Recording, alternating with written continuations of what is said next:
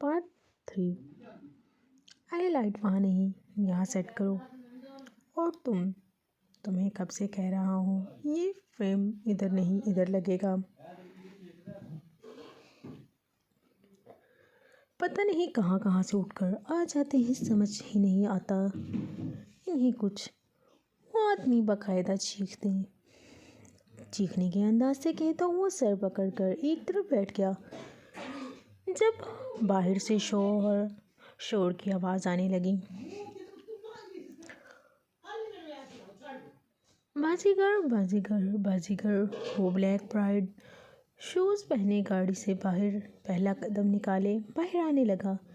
जब सब लोगों ने इसे देखते शोर मचाना शुरू कर दिया तो एक स्टाइल से अपना कोट ठीक करते हुए अपने हाथों की उंगलियों से बालों को सेट करते हुए कदम बढ़ाते हुए सबको इग्नोर करते अंदर की जानिब बढ़ा। वो जिस मगरूर और अंदाज से गाड़ी से निकलकर सबकी नज़रों को नज़रअंदाज करते हुए अंदर गया था, क़यामत से कम न लग रहा था। फोटोग्राफी समेत सब लोगों सामने खड़े हुए इसे आते देख रहे थे और बिना कुछ कहे सीधा कुर्सी पर आ बैठा।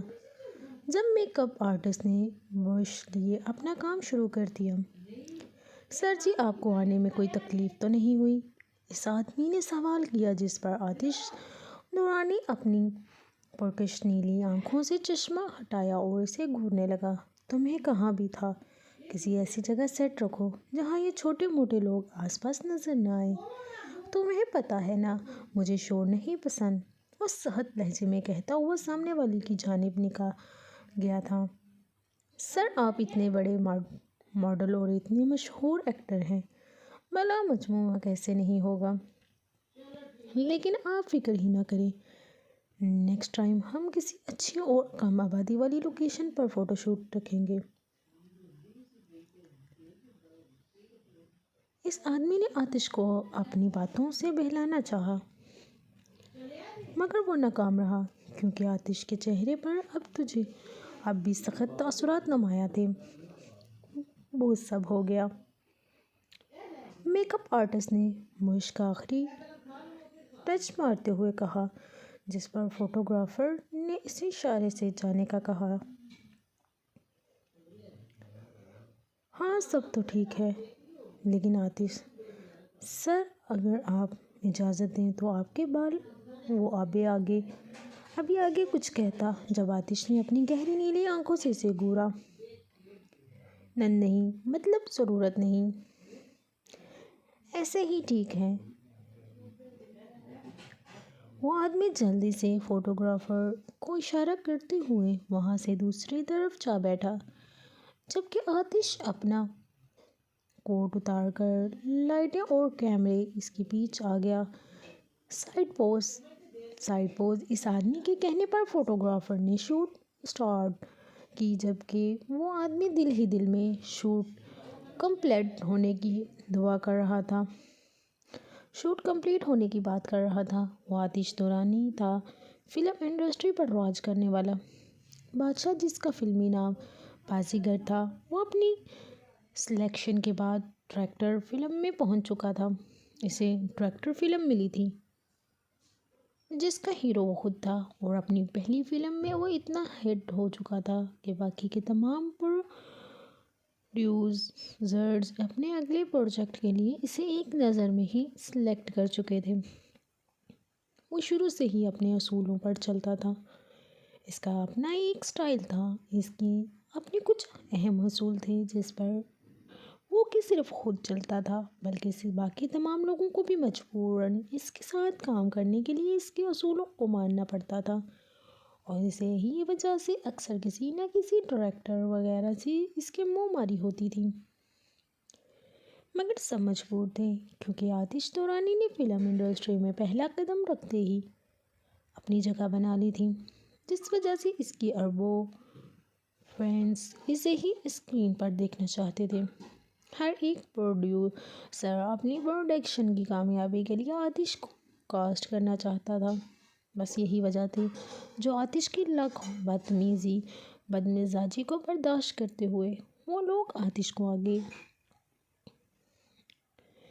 آگے پیچھے رہتے تھے۔ کیا واقعی؟ جی ہاں، ابھی اتنے بدتمیز لڑکے تھے کہ ان کا بس نہیں چل رہا تھا یونیورسٹی کو کلب میں بدل دیں۔ شاویز ہمیشہ کی طرح آج بھی ایک ایک بات تفصیلاً سے اسے بتا رہا تھا، جبکہ وہ موبائل پر وائما کے آتے میسج بھی پڑھ رہی تھی۔ خیر، تم اپنی حفاظت کرنا۔ تمہیں پتہ ہے نا کتنی مشکلوں سے بابا کو ایگری کیا ہے میں نے۔ پلیز شیزی، اپنی آپی کو مایوس نہ کرنا۔ وہ جو کرتے ہیں انہیں کرنے دو، تم بس اپنا دھیان رکھنا، پڑھائی کے علاوہ کسی فالتو کاموں میں انٹرسٹ نہ لینا، تبیر نے اسے سمجھاتے ہوئے کہا، جس پر شاویز نے اس بات میں سر ہلایا۔ اچھا ناپی، اب سو جائیں، دیکھیں کتنی تھک گئی ہوں گی، آپ ہاتھ پاؤں دباؤں گا۔ شاویز کی بات پر تبیر ہنسنے لگی۔ ایسا کیا کہہ دیا میں نے؟ ابھی کیوں ہنس رہی ہیں آپ؟ کیوں ہنس رہی ہیں؟ ایسا کیا کہہ دیا میں نے؟ شیزی نے معصوم سی شکل بناتے ہوئے پوچھا، جس پر تبیر نے اس کے بالوں کو ترتیب سے بنا ہوا ہیئر سٹائل 1 منٹ میں بگاڑ دیا۔ تمہاری باتوں پر ہنسی رہی ہوں، پاگل بہن کے کوئی کون ہاتھ پاؤں دباتا ہے؟ اور یہ کیا ہوا ہے؟ بالوں کا حشر؟ اف آپی اتنی مشکل سے سیٹ کیے تھے، آپ نے سب خراب کر دیا۔ وہ منہ بناتا ہوا اٹھ کر برابر والے کمرے میں چلا گیا، جبکہ تبیر اس کی بچکانہ شکل پر اب تک ہنس رہی تھی۔ یہ 2 کمرے کا مکان تھا، جس کی چھت پر کوئی کمرہ نہیں تھا۔ نیچے کے 2 کمرے، جن میں سے ایک تبیر کے استعمال میں تھا، جبکہ دوسرے کمرے میں افتخار صاحب اور شاویز سویا کرتے تھے۔ بیچ میں ایک صحن تھا جہاں چارپائی بچھی ہوئی تھی، ساتھ ہی کچن اور باتھ روم بھی بنا ہوا تھا۔ تبیر کے کمرے میں ایک الماری، ایک بیڈ اور ایک چارپائی تھی، جبکہ شاویز والے کمرے میں ایک الماری اور ایک بڑا صوفہ تھا، کیونکہ افتخار صاحب تو کبھی اپنی چارپائی صحن سے اور کمرے میں اور کبھی کمرے سے صحن میں رکھوا لیا کرتے تھے، لیکن شاویز اپنے ہی صوفے پر سویا کرتا تھا۔ سینوریٹا،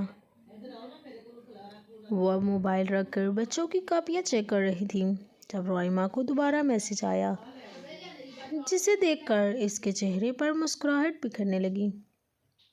کہو روائما، تم اب تک سوئی نہیں؟ تبیر نے جواب دے کر موبائل واپس بیڈ پر رکھ دیا، لیکن سیکنڈ کے اندر رپلائی آ گیا، مجھے تو خوشی سے نیند ہی نہیں آ رہی۔ تبیر چونکی، خوشی کیسی خوشی، ابھی اس کا میسج سینڈ ہی ہوا تھا جب روائما کی کال آنے لگی۔ اف، اس لڑکی کو نہ اتنا سا بھی سکون نہیں ہے۔ تبیر نے کال ریسیو کی۔ ہائے، کیسی ہو میری سینوریٹا؟ روائما کی بات پر وہ پھر سے مسکرائی۔ میں ٹھیک ہوں، تم بتاؤ کیوں نہیں سوئی اب تک؟ یار تمہیں کیا بتاؤں، میں اتنی زیادہ خوش ہوں نا، یوں سمجھو میں سٹار بننے والی ہوں۔ روائما کی بات پر وہ ہلکا سا مسکرائی۔ سٹار؟ کیا مطلب ہے تمہارا؟ یار، بڑی باجی کو میک اپ آرٹسٹ نے کال کی تھی، انہیں ایک ماڈل تیار کروانے کے لیے بلایا گیا ہے، اور تمہیں پتہ ہے وہ میک اپ آرٹسٹ کہہ رہی تھی کہ ایک چانس سے کافی چانس لگ سکتے ہیں۔ وہ ایکسائٹمنٹ سے تبیر کو ساری تفصیل بتانے لگی، کیونکہ تبیر کو اس پارلر میں کام کرتے ہوئے کوئی 3-4 سال تو ہو ہی گئے تھے، اور یہ پارلر روائما کی بڑی بہن کا تھا، جس میں وہ اپنی غیر موجودگی میں اکثر روائما کو پارلر میں بھیج دیتی تھی۔ تب سے ان دونوں کی بہت اچھی دوستی ہو چکی تھی، اور روائما اپنی ہر بات تبیر سے شیئر کیا کرتی تھی۔ بہت سارے چانس میں سمجھی نہیں، تبیر نے نہ سمجھی سے کہا، جس پر روائما نے ماتھا پیٹا اف یار، بہت سارے چانس کا مطلب ہے اگر میں بھی آپ ہی کے ساتھ جاؤں تو ہو سکتا ہے مجھے وہاں کوئی جاب مل جائے، اور کیا پتہ ایک دن مجھے ماڈلنگ بھی کرنی پڑے اور پھر میں بہت بڑی سپر اسٹار بن جاؤں گی۔ وہ اسے اپنے دل کی بات بتاتے بتاتے خوابوں کی دنیا میں چلی گئی۔ وہ ہمیشہ سے ایسا ہی کرتی تھی، پھر تعبیر سے حقیقت کی دنیا میں اتار کرتی تھی۔ رائمہ پاگل لڑکی، اتنی آگے تک کا سوچ لیا میں نے تمہیں پہلے بھی سمجھایا تھا کہ اتنی امیدیں وابستہ نہ کیا کرو۔ جب امیدیں ٹوٹتی ہیں تو پھر انسان اندر سے ویران ہو جاتا ہے۔ تبھی اسے سمجھانے لگی، جس پر اس نے منہ پھیلا بنایا، جاؤ یار، تم سے تو بات کرنا ہی فضول ہے، بندہ کبھی اچھی بات بھی منہ سے نکال لیتا ہے۔ رائمہ نے اپنی بات مکمل کر کے فون بند کر دیا، جبکہ وہ پچھتا رہی تھی۔ اوف اللہ، اس لڑکی کو تھوڑی عقل دے دے، پتہ نہیں کب سمجھ آئے گی اسے۔ وہ خود کلامی کرتے ہوئے دوبارہ سے کاپیاں چیک کرنے میں مصروف ہو گئی۔ شام کا وقت تھا جب ہاسٹل پورا ویران پڑا ہوا تھا۔ وہ جاسوس نظروں سے باہر کا جائزہ لیتی ہوئی واپس دروازہ بند کر گئی، پاؤں میں جوکر چڑھانے سے اندازے میں پہن کر کھڑکی سے باہر جھانکنے لگی، جبکہ حریم ہر بار کی طرح اس بار بھی ہاتھ باندھے اس سے اڑتی چڑیا کو دیکھ رہی تھی۔ لگتا ہے وہ لوگ آگے ہوا کے گھوڑے پر سوار۔ وہ اپنا موبائل اور وائلٹ لے کھڑکی کی طرف بڑھی، مگر دوسری طرف کھڑکی ہرمین پر نظر گئی جو اس سے ہی گور رہی تھی۔ اچھا، نہ جانی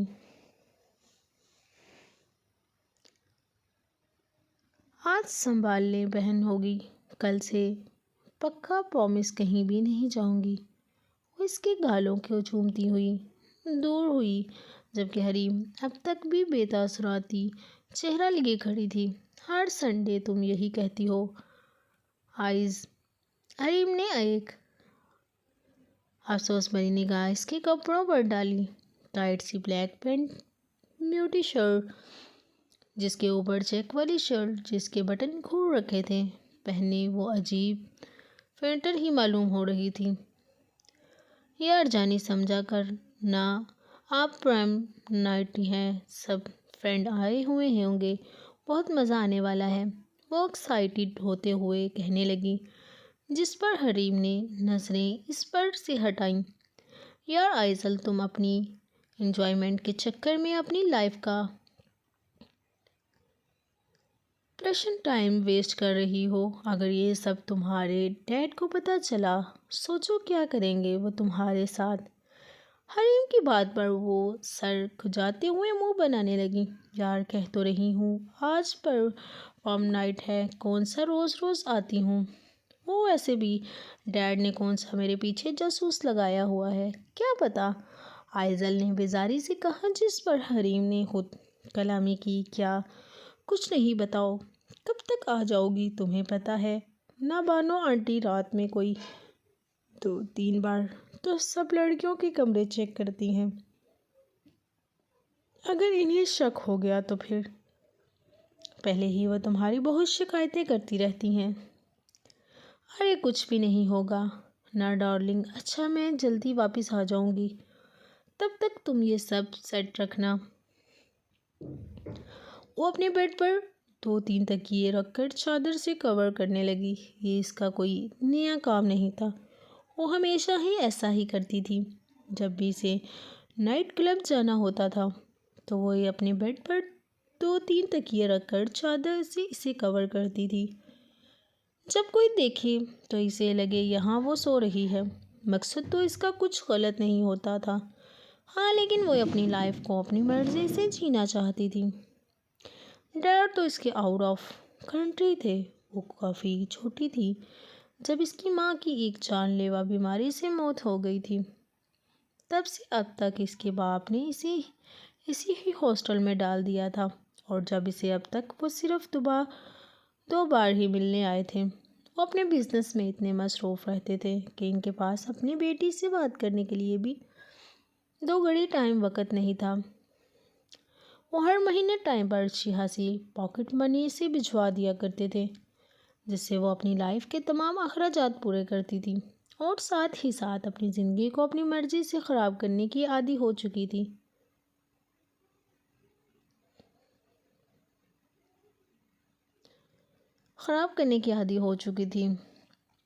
لو you take care, love you take care, وہ اسے فلینک کس دیتی ہوئی کھڑکی سے نیچے اترنے لگی۔ دھیان سے حریم اس کے پیچھے پیچھے اسے دیکھنے لگی، جس طرح وہ پائپ کو پکڑ کر نیچے چھلانگ لگا رہی تھی۔ اگر کوئی اور لڑکی ہوتی تو سب سے پہلے وہ نیچے گرتی، پھر اس کا منہ ٹوٹتا اور ساتھ ہی دانت بھی، اور پھر کئی چوٹیں بھی آتی، مگر اس لڑکی کو تو اب عادت ہو چکی تھی اچھل کود کرنے کی۔ ہائے، وہ آخری بار ایک سرسری سی نظر مارتے ہوئے سیدھا بائک پر جا بیٹھی۔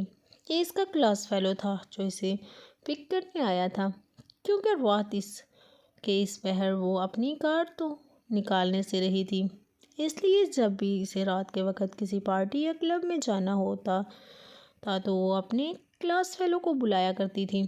پتہ نہیں کب یہ اپنی لائف کو سیریس لے گی۔ حریم خود کلامی کرتی ہوئی اپنی بیڈ پر بیٹھی اور کتابوں میں مصروف ہو گئی۔ حریم ویسے تو اس سے 4-5 سال چھوٹی تھی، لیکن وہ ہمیشہ سے یہی پڑھ رہا کرتی تھی کیونکہ اس کی والدین کا ایک ایکسیڈنٹ میں انتقال ہو گیا تھا، جس وجہ سے اس کی دادی نے اپنی عمر کو دیکھتے ہوئے اسے یتیم خانے بھیج دیا تھا، اور پھر کچھ ہی مہینوں بعد پتہ چلا کہ اس کی دادی بھی وفات پا گئی۔ وہ 10 سال کی تھی جب اس کی ٹیچر نے اسے یتیم خانے سے آزاد کروا کر اسے ہاسٹل میں داخل کروا دیا تھا۔ اب تک وہ یہیں پر رہتی تھی، اور آئزل اور اس کا کمرہ ایک ہی تھا، اور آئزل نہ چاہتے ہوئے اس کی عمر کو دیکھ کر اسے اپنے ساتھ رکھنے پر راضی ہو گئی تھی۔ لیکن وقت گزرنے کے ساتھ ہی حریم آئزل کی بیسٹ فرینڈ بن گئی تھی۔ بس یہی وجہ تھی جو وہ دونوں ایک دوسرے کی بے انتہا فکر کرتی تھی۔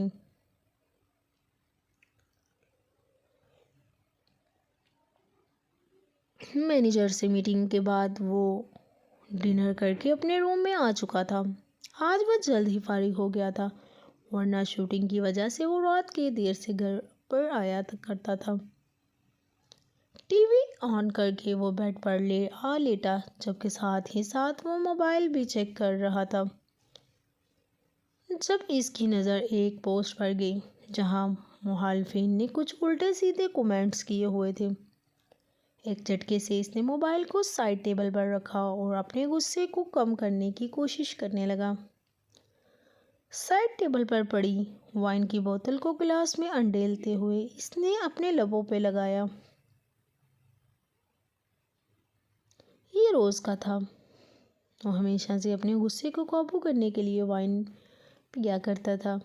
جہاں اس کے اربوں فینس بن چکے تھے، وہیں اس کے کچھ مخالفین بھی تھے جن کی تعداد میں آئے دن اضافہ ہوتا رہتا تھا۔ جہاں بازیگر کے چرچے عام تھے، وہیں مخالفین بھی اس کے بارے میں گھٹیا سے گھٹیا باتیں کرتے تھے۔ ابھی وہ وائن پیتے ہوئے ٹی وی دیکھنے میں مصروف تھا جب اس کا موبائل رنگ ہوا۔ ریتا ریاض اسکرین پر چمکتا ہوا نمبر دیکھ کر ایک بار پھر وہ اپنے غصے کو ضبط کرنے لگا۔ کال ریسیو کر کے کان پر لگائے وہ وائن کا گھونٹ بھرنے لگا۔ ہائے ہینڈسم، ڈسٹرب تو نہیں کیا؟ ہمیشہ کی طرح آج بھی وہ اسے اچھا خاصا تپا کر بڑے آرام سے سوال کر رہی تھی۔ کہو کیوں فون کیا؟ آتش نے بیزاری سے کہا، جس پر دوسری طرف قہقہ نمایاں ہوا۔ یاد آ رہی تھی تمہاری۔ وہ میں نے کہنا یہ تھا کہ اگر تم فری ہو تو میں آ جاؤں۔ میں اس وقت کسی بھی بحث کے موڈ میں نہیں ہوں۔ بہتر یہی ہوگا کہ آئندہ مجھ سے ملنے کی یا مجھ سے کال کرنے کی کوشش بھی مت کرنا۔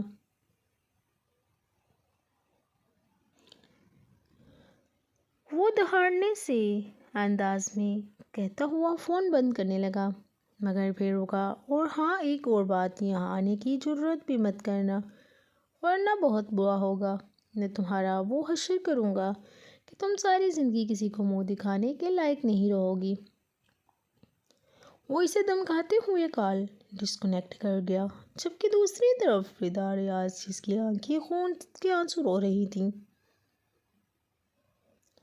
اپنی کامیابی کے لیے تم نے مجھے استعمال کیا تھا آتش دورانی، لیکن میرا نام بھی ردا ریاض ہے۔ جو کھیل تم نے شروع کیا تھا، میں تمہیں اس ہی کھیل میں الجھا کر رکھ دوں گی۔ بے دردی سے ہاتھوں کی انگلیوں سے آنسو کو رگڑتے ہوئے وہ لب بیچ گئی۔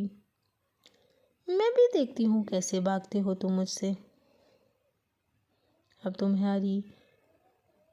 تمہیں میرا ہونے سے کوئی بھی نہیں روک سکتا، تم خود بھی نہیں۔ سامنے دیوار پر لگی آتش کی تصویر کو دیکھتے ہوئے وہ جنون سے کہنے لگی، جبکہ چہرے پر عجیب و ویرانی چھائی ہوئی تھی۔ یہی حقیقت تھی۔ جب اس نے فلم انڈسٹری میں قدم رکھا تھا تب وہ ہرٹ ہوا تھا، لیکن وقت کے ساتھ ساتھ اس میں شہرت کی لالچ بڑھتی چلی جا رہی تھی، اور اس وقت ردا ریاض پوری انڈسٹری پر چھائی ہوئی تھی، اور اس لیے آتش نے ردا سے تعلقات بنا کر اسے اپنی طرف مائل کیا۔ جب ردا نے خود اس کے ساتھ کام کرنے کی خواہش پورے میڈیا پر ظاہر کی تھی، اسی طرح کافی پروجیکٹ انہوں نے ساتھ کیے تھے، اور اسی دوران ردا کو آتش دورانی سے اتنی زیادہ اٹیچمنٹ ہو گئی تھی کہ وہ ہر 2 دن بعد اپنے سوشل میڈیا اکاؤنٹس پر آتش دورانی کی پکس لگا کر مس یو کی کیپشن ڈالا کرتی تھی، جس سے ان کے فینس کو لگا تھا کہ ان کے بیچ کچھ چل رہا ہے۔ مگر جب آتش کا نام اس کے نام سے اونچا ہونے لگا تو آتش کا اس سے دل بھرتا گیا۔ اسی دوران ردا ریاض کی بہت سے بولڈ ایکٹرز کے ساتھ نائٹ کلب اور ہوٹلنگ میں اکٹھے ہونے کی وجہ سے کافی اسکینڈلز سامنے آئے تھے۔ آتش کو جب یہ بات پتہ چلی تو وہ اپنی ساکھ اور نام کو بچانے کے لیے اس سے دوری اختیار کر گیا۔ مگر ایک بار جب وہ ڈرنک تھا تب ردا نے اس کے ساتھ اپنی پکس وائرل کی تھیں، جن میں آتش نے اسے ریڈ روز دے رہا تھا۔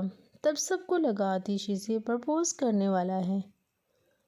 آتش نے دوسرے دن جب یہ خبر میڈیا پر پھیلتے دیکھی تو اسے وارن کرنے کے لیے اس سے ملنے اس کے فلیٹ گیا، اور تب ہی میڈیا پر ان کا اسکینڈل بن گیا۔ اس نے بڑی مشکل سے یہ بات ہینڈل کی تھی، تب سے وہ اس سے دور رہتا تھا، مگر وہ اب تک اس کے پیچھے ہی پڑی ہوئی تھی۔ آتش ایک ٹھنڈی سانس لے کر اس کا نمبر بلیک لسٹ کیا۔ بیڈ پر آ کر وہ آنکھیں بند کرتا ہوا نیند کی وادیوں میں چلا گیا۔ یاہو! ہر طرف شور برپا تھا۔ تیز میوزک کی آواز سے پورا کلب مانو جیسے ہل رہا تھا۔ سب لوگ اپنے گروپ کے ساتھ انجوائے کر رہے تھے۔ یہ پروم نائٹ تھی، جہاں سب اپنی تمام ٹینشنوں سے بھاگ کر یہاں آ کر اپنی ہی دنیا میں مگن سے ہو گئے تھے۔ وہ اپنے دوستوں کے ساتھ ڈانس کرنے میں مصروف تھی۔ جو اس کے گلاس کو وہ ایسے پکڑی ہوئی تھی جیسے شراب کی بوتل ہو، ویسے اس نے 2-3 بار تو ڈرنک کی تھی، جس پر حریم نے اسے سنبھالا تھا اور ہاسٹل میں سب سے چھپا کر وہ کمرے میں واپس لائی تھی۔ آئیے چلو ڈانس فلور پر چلیں، اس کے ایک دوست نے اسے اشارہ سے اپنی طرف بلاتے ہوئے کہا، جس پر وہ اس کے ساتھ ڈانس فلور پر چلی گئی۔ بہت سارے لوگ جن سے کچھ تو ہوش میں تھے ہی نہیں، سب ڈانس کرنے میں مصروف تھے۔ اس نے بھی اپنے مخصوص اسٹائل میں جھومنا شروع کر دیا۔ یاہو! وہ فل انجوائے کر رہی تھی۔ لائٹس آن ہونے کی وجہ سے کسی کا چہرہ واضح طور پر دکھائی نہیں دے رہا تھا۔ ابھی وہ مزے سے جھومتی جب اچانک وہ کسی سے ٹکرائی اور جس سے وہ ٹکرائی اس کے ہاتھ میں پکڑا ہوا گلاس زمین پر جا گرا، جبکہ اس کی جیکٹ میں تقریباً خراب ہو چکی تھی۔ I am sorry. ابھی وہ نظر اٹھا کر سامنے دیکھنے ہی لگی تھی جب سامنے کھڑے وجود کو دیکھ کر مانو جیسے فریز ہی ہو گئی ہو۔ وہی پرکشش گہری کالی آنکھیں، چہرے پر بکھرے بال گلے میں محسوس لاگٹ، جبکہ ہاتھوں میں شیر کے سانچے کی مانند بڑی انگوٹھیاں۔ وہ اس شخص کو کیسے بول سکتی تھی جبکہ وہ اس سے ہی گور رہا تھا؟ تم؟ وہ انگلی اگلے بڑھاتے ہوئے اسے کہنے لگی، مگر وہ چہرے پر سخت تاثرات لیے اسے ہی گور رہا تھا۔ آئزل کو کل صبح والا سین یاد آنے لگا اور وہ آخر کس طرح اس کے منہ پر نوٹ ڈال کر گیا تھا۔ اندھی ہو، وہ لب بھیجتے ہوئے سخت لہجے میں کہنے لگا، جس پر آئزل نے اسے گوری سے نوازا۔ وہ پہلے ہی اس جیسے بدتمیز انسان سے اچھا خاصا تپی ہوئی تھی، مگر اور آج وہ پھر سے اس کے سامنے کھڑا تھا۔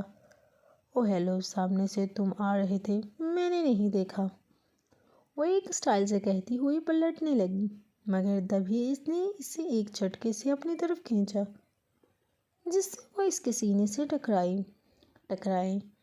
تم تھی، میں نہیں، وہ اب کافی ضبط کرتا ہوا کہہ رہا تھا، جبکہ وہ اب تک اس کے سینے سے لگی ہوئی تھی۔ اس کی اچانک والی حرکت پر آئزل اسے غصے سے گھورنے لگی اور اس سے اپنا آپ آزاد کروانے لگی، مگر اس کی گرفت میں مضبوطی تھی۔ یہ کیا بدتمیزی ہے؟ وہ کھا جانے والی نظروں سے اسے گھور رہی تھی۔ ابھی تم نے میری بدتمیزی دیکھی ہی کہاں ہے؟ وہ زورمانی الفاظ کہتا ہوا اسے اس وقت زہر لگ رہا تھا، جبکہ یہ الفاظ اس نے آئزل کے لبوں پر نکات دوڑاتے ہوئے کہے تھے۔ چھوڑو مجھے، آئزل نے مزاحمت کرنا چاہی مگر ناکام رہی۔ وہ اب تک اسے اپنے قریب کیے کھڑا تھا۔ اگر نہ چھوڑوں تو؟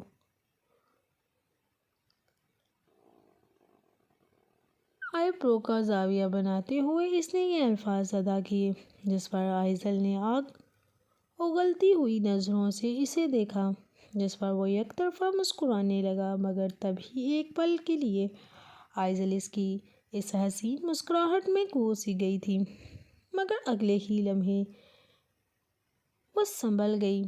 کیا چاہتے ہو مجھ سے؟ اسے پتا تھا یہ ڈھیٹ انسان ایسے اس کی جان نہیں چھوڑے گا، اس لیے اس نے کام کی بات کی حساب۔ جب وہ مختصر سا کہتا ہوا اس کے چہرے کی ایک نقش کو غور سے دیکھنے لگا۔ کیسا حساب؟ وہ سوالیہ نظروں سے اسے دیکھنے لگی۔ جو جیکٹ تم نے ابھی خراب کی ہے، اس کی قیمت 2500 روپے ہے۔ اس کی ہلکی براؤن آنکھوں میں دیکھتے ہوئے کہنے لگا، جس پر آئزل نے مشکل دوسرے ہاتھ کو اپنی پینٹ کی جیب تک بڑھایا اور وائلٹ نکال کر 2000 کی اور ایک 500 کا نوٹ نکال کر اس کی طرف بڑھانے لگی، جبکہ 5000 کا نوٹ جو اس کے وائلٹ سے جھانک رہا تھا اس نے واپس وائلٹ میں رکھا۔ تبھی اس کی گرفت ڈھیلی پڑی۔ اس نے پہلے ان نوٹوں کا بغور جائزہ لیا، پھر آئزل کو دیکھنے لگا۔ ہو گیا؟ وہ اپنے کالر ٹھیک کرتی ہوئی اسٹائل مار کر مڑنے لگی، تبھی اس نے ہجر سے اس کا ہاتھ مروڑا، جبکہ اس بار وہ اس کے پیچھے تھا۔ ابھی حساب باقی ہے۔ اس کی پشت پر اپنی تھوڑی جمائے وہ سرکشی نما انداز میں مخاطب ہوئی تھی۔ اس کی گرم جھلستی ہوئی سانسیں اپنی نازک سی گردن پر پڑتی ہوئی محسوس کر کے آئزل کی ریڑھ کی ہڈی میں عجیب سی سنسناہٹ محسوس ہونے لگی، جبکہ وہ اس کی کون کی خوشبو دھیرے سے اپنے سانسوں میں اتارنے لگا۔ کیا مطلب؟ وہ بامشکل کب ہلاتی ہوئی یہ الفاظ ادا کر گئی۔ جو گلاس تم نے توڑا ہے اس کی قیمت پتہ ہے کتنی تھی؟ وہ ایک عجیب سی بات کہتا ہوا اسے پیچھے مڑ کر دیکھنے پر مجبور کر گیا۔ گلاس تھا ٹوٹ گیا، پھر کیا فرق پڑتا ہے کتنی بھی قیمت ہو؟ وہ اس کی طرف پلٹ کر اپنے آپ کو سنبھالتی ہوئی اسے کہنے لگی، اور اگر میں کہوں یہ گلاس میں نے اپنے ساتھ لایا تھا اپنے گھر سے، تو پھر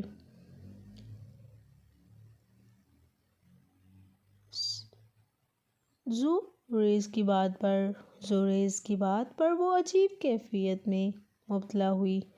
آخر کیا تھا؟ وہ ایک ایک بات کا ایک عجیب سا جواب ہمیشہ تیار رکھتا تھا۔ واو نائس، تو پھر بتاؤ کیا قیمت ہے اس گلاس کی؟ وہ ہاتھوں سے تالی بجاتے ہوئے کہنے لگی، جس پر سامنے کھڑے شخص نے لب ہلاتے ہوئے کچھ کہا، لیکن میوزک کی آواز اتنی تیز تھی کہ آئزل کے کچھ سمجھ نہیں آیا۔ وہ سوالیہ نظروں سے اسے گھورنے لگی۔ دوریز نے ایک جھٹکے سے اس کا ہاتھ پکڑا اور اپنے ساتھ کھینچا ہوا دوسری طرف لے گیا، جہاں میوزک کی آواز اب کافی کم سنائی دے رہی تھی۔ 2 گلاسوں کا سیٹ تھا، پورے 150 کا، جس میں سے ایک گلاس آج صبح میں نے شیشے پر مار کر توڑا تھا اور دوسرا اب تم نے دھکا مار کر توڑا ہے۔ 150 کے 2 گلاس یعنی 75 روپے کا ایک گلاس ہوا۔